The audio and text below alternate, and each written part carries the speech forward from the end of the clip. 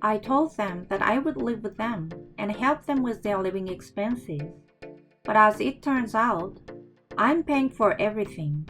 And to top it off, my mother-in-law even started worrying about my savings. I'm the one who lets you live here, so it's only natural that I can spend your money. She even went so far as to say that. But what awaited me in the end was something I couldn't help but laugh at. My name is Mindy. I met my husband by chance at work. I'm a consultant, and sometimes I give talks about my work. I don't do them on a large scale, but one of the attendees was my future husband. The theme of the lecture at that time was what it means to make money. So many of the attendees were self-employed or CEOs, but he was just an ordinary office worker. But I had the impression that he listened to the lecture very seriously. Even after the seminar was over, he came to me with his own questions and thanked me directly by email, which made me feel that he was very interested in what I had to say. But on the other hand, I also had the impression that he was somewhat unreliable. When he participated in the workshop, he said something nuanced like, "I did my best to pay for the workshop." That said, my workshops are like a side job to me, so the participation fee is not that high. But I won't lie that I was happy to hear that. After that, he often participated in my workshops, and I think our feelings grew closer as we interacted with each other. And finally, he confessed his feelings to me. However, I was aware of the fact that there was a significant difference in our financial ability. I've reached a point in my career where I'm not worried about money, and he has only the title of an ordinary employee. I think it's normal for people to think that I'm not a good match for him. But I've been with a few men while doing this job, and most of them have been financially capable, but a little over the top, in my opinion. Even though I have a job like this, I know deep down that money is not everything. So I accepted a relationship with him, and later we started talking about marriage. And then Jack proposed to me. But even then, I could not accept Jack's proposal right away because he didn't pay much money for the dates we went on. I don't know how to say this, but I really don't think he has any money to spend on dates. He also told me that he wanted me to live with his mother when we got married. That was another complication for me. But when I asked him why he wanted me to move in with her, he was very clear. My dad passed away, and my mom is not strong enough to work. I've managed to make ends meet on my salary, but it's been tough. That's why I need your help with living expenses. That's what he told me. I knew that at a time like this, the only thing that comes to mind is the unreliability I felt at first. But in the end, I accepted his proposal because I knew he was sincere. I think I paid more for the dates than he did. But I didn't stop going out with him, even in that situation, because he still made plans for our dates and prepared gifts for my birthday and other occasions. I felt that he was easier to date than the men I had dated in the past, who had a strange sense of pride, because I was the one who earned the money when he had financial problems. With this in mind, I accepted to live with him at his parents' house and to help with living expenses, and we decided to get married. However, my decision turned out to be a mistake. His mother had accepted me, and I thought our life together would go well. But I did not realize at the time that such a tragedy was awaiting us. First of all, I had already thought that when I went to greet his mother at the wedding, her house was really old and had a lot of issues. I don't know if this is the right way to put it, but it was as if they had been living in poverty. I thought it would be difficult for me to continue to live in this house, so I talked to them about it. I will pay for it. So can we remodel the house a little bit?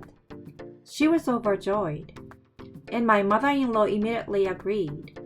Well, it was a little difficult for me to accept the idea of living together without her approval, so I was glad.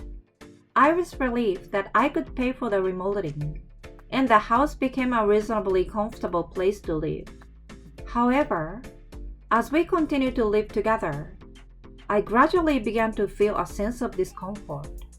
My in-law did not pay her utility bills online, but by check when bill came. One day, I found an electric bill in the mailbox and told my mother-in-law about it. Then would you go and pay it for me? That's what she said, so I went to pay it as she asked. I was confused for a moment when she said that, but I thought she would pay me back, and it was not that much money, so I went to pay it as she asked. However, after that, my mother-in-law and husband never mentioned anything about the electricity bill, and I began to wonder if they were aware that I had paid it. After that, when the water bill or the gas bill came, I asked my mother-in-law about it. Then could you go and pay them for me? That would be great, she kept saying to me. And after that, neither my mother-in-law nor my husband mentioned the money to me. I don't care about the money, but wish they would say a word about it. But we are newlyweds, and I don't want to ruin the mood. Besides, I knew that my husband didn't make much money, so I didn't want to be stingy. I decided to pay the utilities myself, but even after that, I had to pay various expenses in the name of living expenses. Sometimes, my mother-in-law told me, "We ran out of detergent," or "We only have 2 rolls of toilet paper." So she sent me to buy them, but I was the one who paid for them. My mother-in-law never pays for any of it, but I didn't say anything to her because it was not a big amount of money. But as we continued to live together, the scale of what my mother-in-law said gradually became larger and larger. "This microwave is so old. I've always wondered if this refrigerator is big enough for the 3 of us. Mindy, what do you think?" "Yeah, I think it's small too." "Do you think I should buy a new one?" I answered saying I think it would be a good idea to buy a new one. Then my mother-in-law said, "I thought so. Then would you go and buy a new one, Mindy?" As if she had been waiting for my answer. When the amount of money is this large, no matter how much money I have, there is a part of me that thinks about it a little bit. As I had said many times, it's not an amount I can't afford. But I realize that I have been paying for most of the food in our life, and I even wonder what my husband's salary is like. I have been paying almost all of our living expenses, so it is getting harder and harder for me to do what my mother-in-law is asking me to do. So I thought it was time for me to talk to her about finances. How about having Jack buy it for us? I don't know much about home appliances. My mother-in-law suddenly looked more doubtful than I had ever seen her before. "How dare you ask for Jack's money? What kind of wife are you? Jack works hard too, so it's not fair of you to take advantage of his money." That's what she said to me. I'm working hard too, but I was surprised that my mother-in-law didn't understand the fact that I'm working so hard. On the contrary, my mother-in-law said to me, "You are earning a lot of money, so you should save it as well. A wife is supposed to protect the family finances." That's what my mother-in-law said to me. I have been calculating the family budget for a long time without being told to do so, and I have been saving money in my own way. I don't want my mother-in-law, who doesn't pay her living expenses, to tell me that. And I even wonder how Jack is using his salary. I would be happy if Jack had been able to save some money if he had taken my course. But of course, it would be best if he could invest it in himself. Anyway, I felt like I was going to go crazy if I didn't let out my feeling to him. So one day, I boldly asked Jack, "Hey Jack, do you save money? I'm paying everything around the house, so I'm sure you've accumulated a lot of money." When I asked, he replied, "How do you expect me to save money? I spend it all on drinks and gambling. Besides, I have my hobbies too. So what I do with my hard-earned money is my business." I was stunned to hear him say this, as if I had asked a stupid question. Not only is he not saving or not investing, he was also wasting his money on gambling. Moreover, he was spending money on his own hobbies even though he did not pay for his living expenses. I said to him, "I'm the one who pays your living expenses all the time. So your salary was all spent on such things?" Jack's expression hardened and he said, "What do you mean by that? You pay my bills so I can gamble. If you want me to earn money, then praise me for working hard." That's what he said. I even wondered if this is a simple misunderstanding of what I said during my workshop. Of course, I never said anything about gambling if you want to make money. I was deeply saddened to hear such words, and my distrust of my mother-in-law and my husband has also increased. It has been almost 5 years since we started to live together, and I have been bearing all the living expenses, although I have some patience because I believe in Jack. This means that this has only been beneficial to them and not me at all. In the end, all I can think is that they wanted to take advantage of my money. I don't even want to pay all the living expenses anymore. I decided to have a talk with my mother-in-law the next day. "I'm sorry, but I've been thinking that I would like to at least split the utility and food expenses with Jack." I thought I was being somewhat kind, but my mother-in-law became angry at my words. "Don't you understand what I said before? Besides, you are living in my house. Don't you feel that I'm taking care of you? I mean, you are living in my house, so it's only natural that you should pay for the living expenses, right?" "It's true I'm living in your house, but I'm the one who is taking care of you," is what I want to say to her. My mother-in-law said that as if she was only letting me stay in her house, even though it was her idea to live together. It seems that she cannot even understand that. I can't deny that at this moment. I clearly felt that I didn't want to be with this family anymore. And to top it off, my mother-in-law said to me, "Don't tell me you've forgotten that I told you that a wife should also save money. How much money do you have in savings right now?"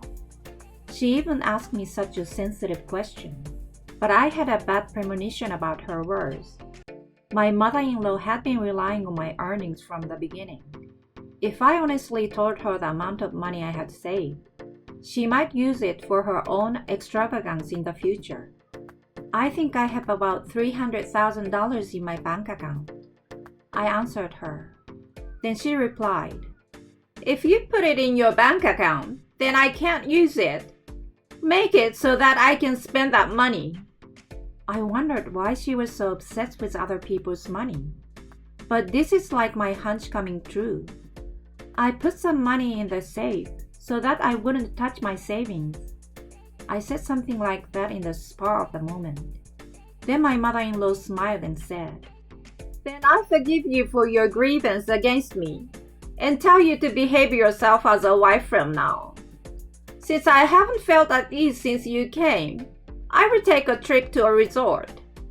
With these words, she walked away. I didn't understand what she meant. I could not help but wonder if she was thinking of using the money in the safe to go on a trip. But when I woke up the next day, my mother-in-law was already gone, and so was the safe. I seriously doubted my mother-in-law's nerve and asked my husband about her. "Who cares if she goes on a trip? Mom needs to relax once in a while." He said something so carefree like this. I can't understand this family at all. My mother-in-law was basically stealing money by making me pay all the living expenses because I lived in her home. She and her son would be the ones to suffer the pain later for what they did. When I came home after work that day, my mother-in-law said to me in a terrible manner, "You lied to me, didn't you? There was no money in the safe." Apparently, she had gone to the airport with the safe.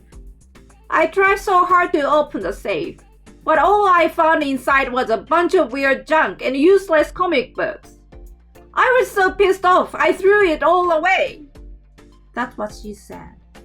"How dare you humiliate me!"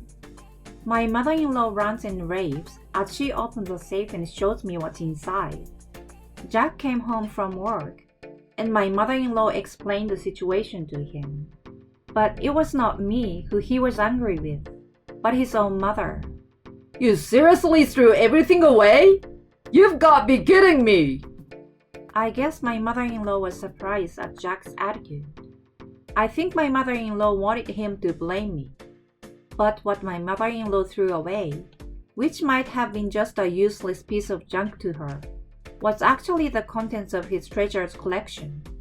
"It was my precious collection, and all of them cost hundreds of thousands of dollars." Yes. Inside the safe were limited edition comic books and action figures, and collecting them was Jack's money. There wasn't a penny of money in it though. Anyway, Jack was in a state of confusion after having something important thrown away. I knew he liked those things, but I didn't know he had it in that safe. But I never lied about anything. I said there was a little bit in the safe, but I didn't say it was money. But my mother-in-law tried to make it my fault, while my husband was furious with her. "But Mindy said there was money in the safe. Blame her!" She tried to direct his anger towards me. I'd like to say one thing. You wouldn't keep anything important in a safe that you could easily carry around, would you? I think Jack probably put it in here because he didn't want his hobby to be known. As I said this, my mother-in-law finally felt remorse for what she had done. "Jack, I'm sorry." She was almost down on her knees, but of course, Jack must have valued it as much as his own life. He didn't seem to be willing to forgive his mother at all. I guess the parent and child who jointly used my money ended up having a falling out. In this case, I decided to do what I had been thinking. I don't want to be with a family that uses my money without my permission anymore. So Jack, let's get a divorce. My mother-in-law and Jack tried to stop me from doing so. Of course they would, because they will be poor again when I am gone. I have already given you a luxurious life for 5 years, and I don't want to be merciful to you anymore. If you won't give me a divorce, I will fight it in court. I can get as many lawyers as I want. Please make sure you have a lawyer who can match that. I said to them. But of course, they don't have the money to afford such a powerful lawyer. Besides, I will tell them about how you destroyed the safe to go after my money. Even if there was no money, what you did was a crime. I know a lot of lawyers, and I will fight for you as much as you want. I bluffed a little. I can actually get a lawyer, but I know I can't make my mother-in-law a criminal. But that scared them both so much that they decided to easily grant me a divorce. I took the appliances and other things I had bought at their house and left the house. With all the major furniture and appliances gone, their house was probably poorer than it had been before I moved in with them. You will never make any money by taking things that belong to others, is what I explained at my workshop. I said over and over that it would only hurt you sooner or later. Was Jack even listening to anything I said? But I was right. And my mother-in-law and Jack are now living in such a poverty that it is difficult to have a normal life. On the other hand, as for me, I have spent a lot of extra money and time in the past 5 years.